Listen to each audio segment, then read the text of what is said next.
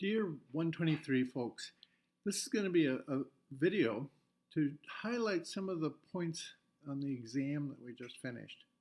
Of course, I'm going to hand out to you all of the detailed solutions, and that's the thing for you to look at for sure. But I'd like to highlight a couple of things on each problem that will help some of you when you look at your solutions in view of what some of you were doing.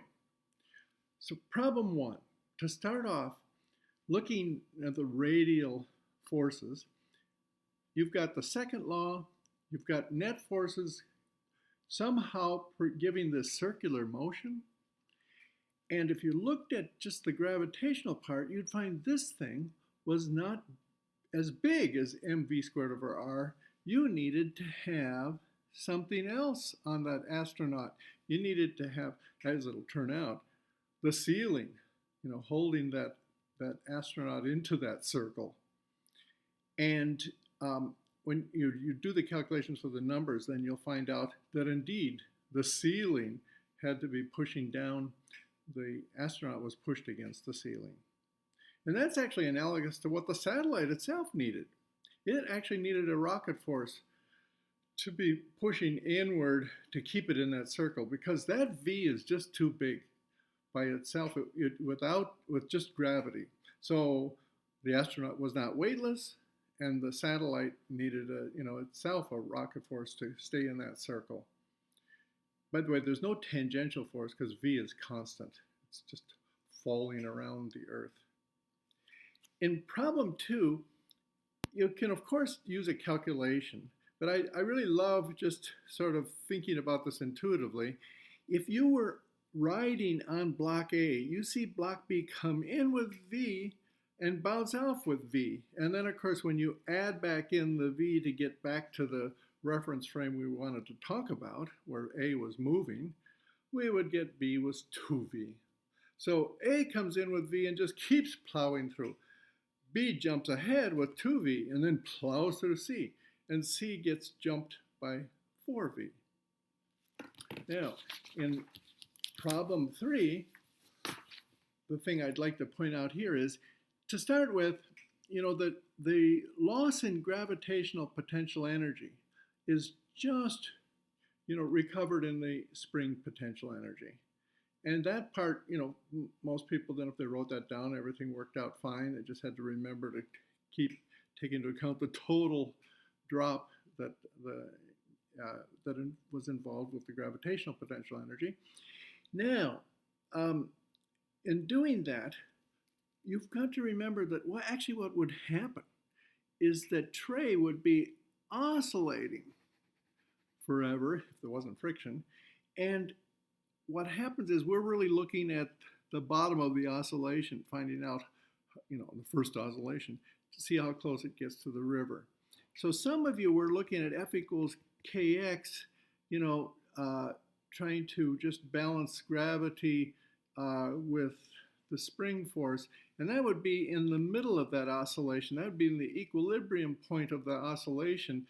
Remember, we're coming in here with kinetic energy. We've got kinetic energy, and we're oscillating back and forth. If we could lose that kinetic energy, then we would settle into this point where you have no acceleration and no kinetic energy.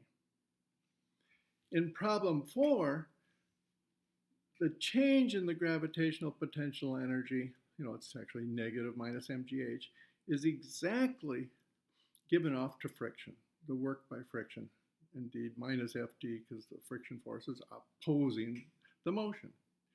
Well, so we wanted to just say, to talk about the gravitational potential energy and the friction work. Gravitational potential energy is proportional to h, the friction work is proportional to d, and so actually you see h is really proportional to d. So if we change h, we'll change d, the distance we go down the rough rug. In problem five, a small thing. In doing your FBD, and your XFBD for the pulley, many people would forget that actually we also have the weight of the pulley on the pivot and the ceiling holding the pulley up. Not very important, but remember, it might be important in other cases. Then when you wrote down equations, often people had the right FBDs, but then they got signs changed when they started writing out the forces and MAs. They actually look exactly the same because we've defined A prime and A in the same direction. And then there's tau equals I alpha, and people did pretty well with that. Well, what people had problem with was what we meant by asking for another equation for alpha, and that was that Marin is actually fixed, hanging on to the rope, and so her acceleration is related to the rope's acceleration, which is related to alpha r. So A prime is alpha r. That's the extra one you need. And then that algebra that you would do in Part C is something familiar to us from our homework problems. In problem 6, in writing down your XFBD for the straight leg, just draw the leg in and then draw the forces on it. You don't have to draw the rest of the picture. You've got gravity down. You've got the tension of the muscle, but you've also got pivot forces. You see, you gotta have an X component to balance off the X component of the tension. And then you could guess that there might be a Y component if these two don't balance out. And we would find out in case that's the case in general. Now, when we went to Part B and we were calculating the tension T, we could do it in one fell swoop with a torque equation around that pivot point P. And the thing that we had a little trouble with was the angles. We got TD sine of the angle between T and its R. We got MGD and sine of the angle between it. You can take that beta or that beta. You can take this alpha or, that supplementary one. Well, alpha is actually phi plus theta as defined. And beta is pi over 2 minus theta. So, the usual way we can write that as cosine theta. Finally, in Part C, when you start to look at this, it could help you remember to put the pivot forces in holding the leg up with your hip, and of course then it's just balancing the forces Fx and Fy, looking at the other two forces. Finally, in problem 7, you write your FBD, and of course immediately what you see just looking horizontally is, oh wow, F has to equal little f, because there's no acceleration. They're not moving. That's it immediately. By the way, a few people were writing F equals minus F, but remember, these are magnitudes. And if you just look at these arrows, you'll come up with the right signs for magnitudes. For the FBD for the whole system, again, it's not moving. So, and there's an F on this side, capital F on this side, capital F on this side, looking just at the horizontal forces again. Well, they balance, so F prime's got to be 0. In Part C, that friction force, between the top two blocks is bounded. It can't be bigger than this for static friction. Therefore, F, capital F, which is equal to little f from Part A, is bounded in the same way.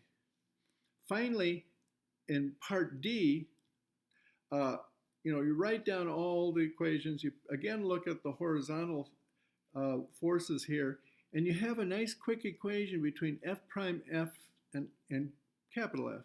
Little f prime plus little f equals capital F. And you might say, well, gee, am I sure f prime is that way? Well, when you're done looking at it, you'll see that f prime is indeed positive, so that was okay. The only other wrinkle here is, don't forget now that the top block is sliding, so f equals mu k mg now. I guess I should have said that was the penultimate one. Here's the final remark. The final remark is that f prime is bounded statically, and you just put that bound into the equation you had for Part D, and you're done.